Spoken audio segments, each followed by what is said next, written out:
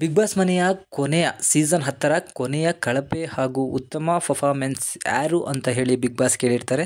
So ಮತ್ತೆ ಇಲ್ಲಿ ಪ್ರತಾಪನ target ಮಾಡಲಾಗಿದೆ. ಸೊ ಹೊರಗಡೆಯಿಂದ ಮಾಜಿ ಸ್ಪರ್ಧಿಗಳು ಬಂದು ಹೋದ್ಮೇಲೆ ಪ್ರತಾಪನ ತೀರಾ ಅವಾಗಿನಗಿಂತ ಜಾಸ್ತಿ ಟಾರ್ಗೆಟ್ ಮಾಡೋಕ್ಕೆ ಹತ್ತಿಬಿಟ್ಟಿದ್ದಾರೆ. ಸೊ ವಿನಯ್ ಇವಾಗಂತೂ ಸಿಕ್ಕಾಪಟ್ಟೆ ಟಾರ್ಗೆಟ್ ಮಾಡ್ತಾನೆ.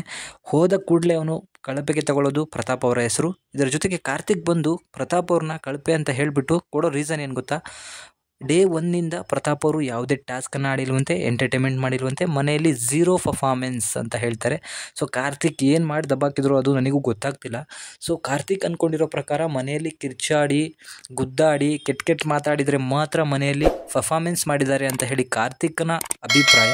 ಬಟ್ ಪ್ರತಾಪ್ ಅವರು ಜನಗಳ ಮನ ಗೆದ್ದಿರೋದು ಕಾರ್ತಿಕ್ಗೆ ಪಿನ್ ಪಾಯಿಂಟ್ ಕೂಡ ಗೊತ್ತಿಲ್ಲ. ಸೊ ಬಿಗ್ ಬಾಸ್ನ ಹೇಗೆ ಆಡಬೇಕು ಅಂತ ಹೇಳಿ ಪ್ರತಾಪನ ನೋಡಿ ಅಲ್ಲಿರೋವಂಥವ್ರು ಕಲಿಬೇಕಿತ್ತು. ಬಟ್ ಪ್ರತಾಪ್ನ ಟಾರ್ಗೆಟ್ ಮಾಡಿಬಿಟ್ಟು ಇವತ್ತು ಪ್ರತಾಪ್ನ ಜೈಲಿಗೆ ಕಳಿಸುವಂತಹ ಕೆಲಸನ ಮಾಡಿದ್ದಾರೆ. ಸೊ ತುಕಾಲಿ ಅವರು ಕೂಡ ಪ್ರತಾಪ್ಗೆ ಓಟ್ ಹಾಕಿದ್ದಾರೆ ಕಳಪೆ ಅಂತ ಹೇಳಿ.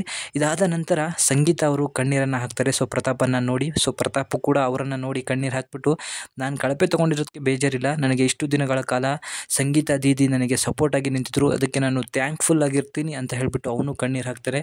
ಸೊ ಪ್ರತಾಪ್ ಅವರಿಗೆ ಕಳಪೆ ಬಟ್ಟೆಯನ್ನು ಕೊಟ್ಬಿಟ್ಟು ಸಂಗೀತ ಕಣ್ಣೀರನ್ನು ಹಾಕ್ಬಿಟ್ಟು ಈ ಮನೆಯಲ್ಲಿ ನನ್ನ ಪರವಾಗಿ ಯಾರು ನಿಲ್ತಾರೋ ಅವರು ಜೈಲಿಗೆ ಹೋಗೋದು ಫಿಕ್ಸ್ ಆಗಿದೆ ಅಂತ ಹೇಳಿ ಕಣ್ಣೀರನ್ನು ಹಾಕ್ತಾರೆ. ಸೊ ಮತ್ತೆ ಪ್ರತಾಪ್ ಹಾಗೂ ಸಂಗೀತ ಒಂದಾಗಿದ್ದಾರೆ ಅಂತಲೇ ಹೇಳ್ಬೋದು. Thank you.